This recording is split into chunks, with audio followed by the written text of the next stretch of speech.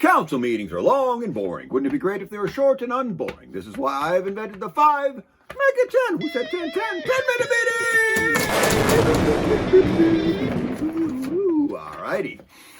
Ashland City Council meeting of May 18th. Start off, this guy's running the meeting, the councilor, I think that's because this one, the mayor's on Zoom though, still in the meeting, but on Zoom. So he's running it and he says, proclamation, whereas, Building Safety Month is May, so improve building safety in your spare time somehow. And then the consent agenda was all approved. Hope that didn't suck. And then public forum, people from the streets coming to speak.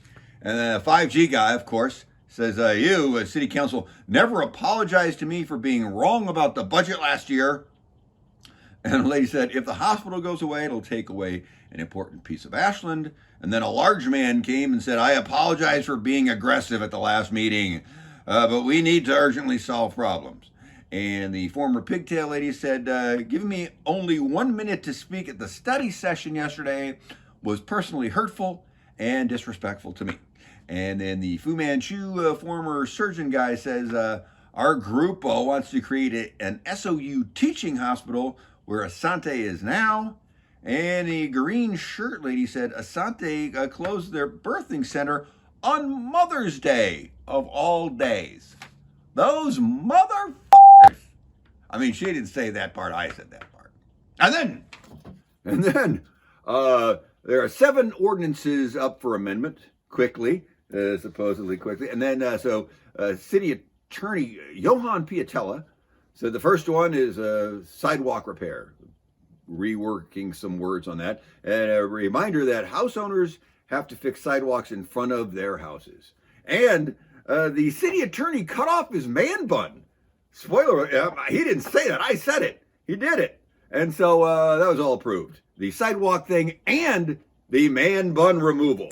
All approved. And then he says, he goes, public works director, this is number 2, not the city council, is now in charge of approving water lines in the urban growth boundary, and that was all approved. And then another, number 3, also the same thing for the sewer lines, all approved. And then building demolition. If your house is perfectly fine, the city can tell you that you can't tear it down and build a different new house. There's a change there. And then this guy goes, this one goes, hey, if you buy a house, you should be able to do whatever you want to it. That's Libertarian 101 right there. And that was approved 4-2. These two say city is overreach for the city. They've obviously never lived next door to somebody who built a terrible house next to them. It's happened. And then update the fire code thing, and that was all approved. So that's 7 ordinances amended. And then the miscellaneous fees yearly update. So the finance director, interim finance director, I believe, Bryn Morrison, she looks like this, sure, she's got the long hair. And she says, these are yearly updates based on the CPI, Consumer Price Index, increments of 3%-ish across the board. And then and this one goes, hey, is there a cost of services document that explains what all these miscellaneous services are costing? And this one says, Bryn says, oh, no, not for these miscellaneous fees. We have that for other department stuff. And this one goes, hey, why are all these fees at once? And she says, oh, it's easier. And then this guy goes, it seems like we just raised most fees 3% to solve all increases in expenses when some specific items are super expensive all of a sudden, like mowing the lawn at the airport. And doing this blanket fee increase doesn't really address the things that are expensive. And then this one says, moving forward, words. I now say mayor sounding words. That means nothing. She nailed that. And then this one goes, I move to table these fee increases until we get the cost of service estimates from all the city departments. And this one says, yeah, I agree with that. I hear you. And then this one says, he goes, hey, I trust the city because I can't figure all this out. And they approve all of my South Solar permits. So why rock the boat? Am I right? And then this guy, he's like, These fees, they're so small. I mean, why are we even questioning anything? He's been giggling a lot lately while he says things. It's weird. And then this one says, this one goes like, hey, asking city staff to answer our questions makes them stop working to answer our questions. So never ask staff to explain itself. And that's my rule. And by the way, my ADU company needs Ashland City permits too. So not rocking that boat. Am I right? There's two of them. And then this guy says,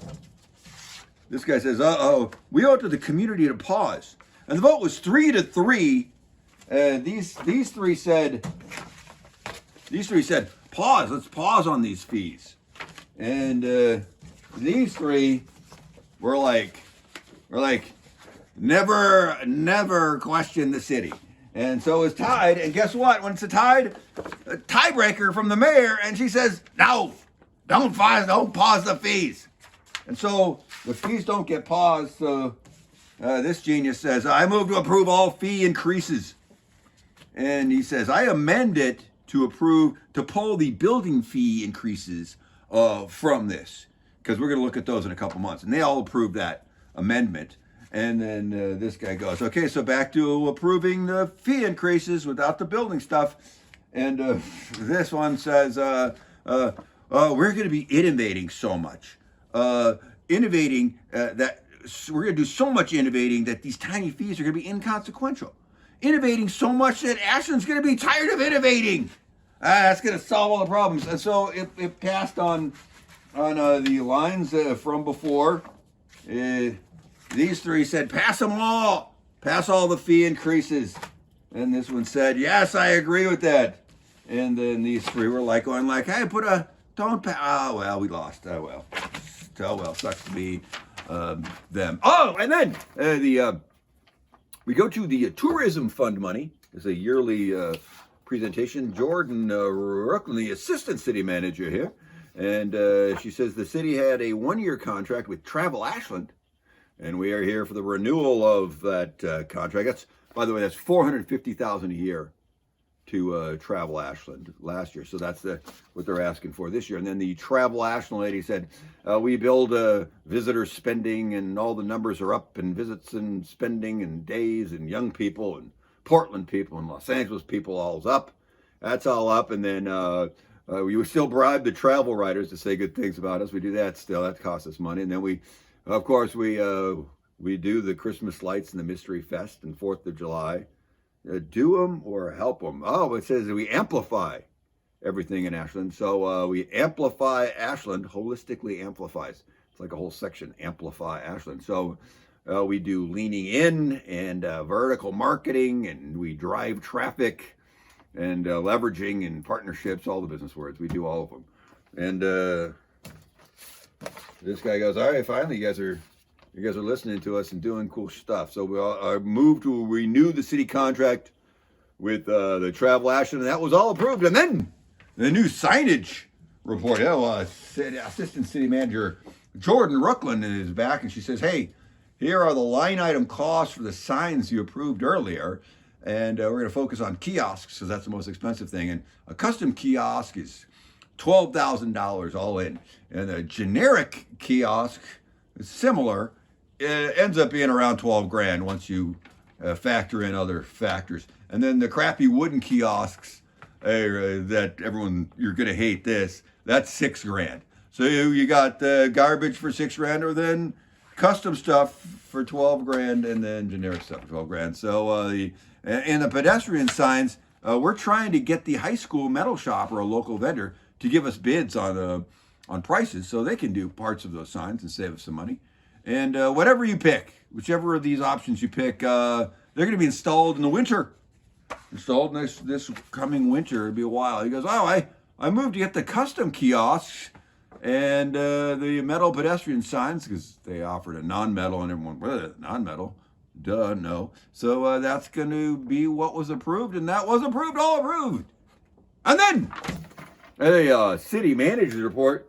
City manager, side-eye Sabrina Cotta. Where'd she go? There she is. It's like, hey, June 1st is a camping ordinance. We're talking about that. And is that the night lawn? Maybe that's what the camping ordinance is. And June 3rd, we will be bringing up planning concepts for the reductions at SOU. That's a good thing to prepare for there. And then we're doing a pension study, and we're looking at HR software and utility building software. God, are we still doing utility billing software upgrades? And then the water treatment plant building manager has been picked, apparently. And October or November, there's going to be a water treatment plant bid starting. So there you go. And then East Main Park, there's new bids are starting because the old bids were bad. I think that why are they bad? I don't know, you can ask her. And then work starts this summer on the East Main Park, maybe. And the tennis courts are going to be fixed this summer. All right. And then liaison reports from the liaisons from all the groups. And this one says, the city daycare grants are available, so tell people about that. And this guy goes, hey, tomorrow is Tombstone Day. We missed it, obviously, you and me, but that was the day after the meeting. And wildfire season started, so clear your shrubs from your house, you knucklehead. And then this guy says June 6th is airport day. He loves the airport. And that's it. That's the end of the meeting. Oh my God, you're welcome.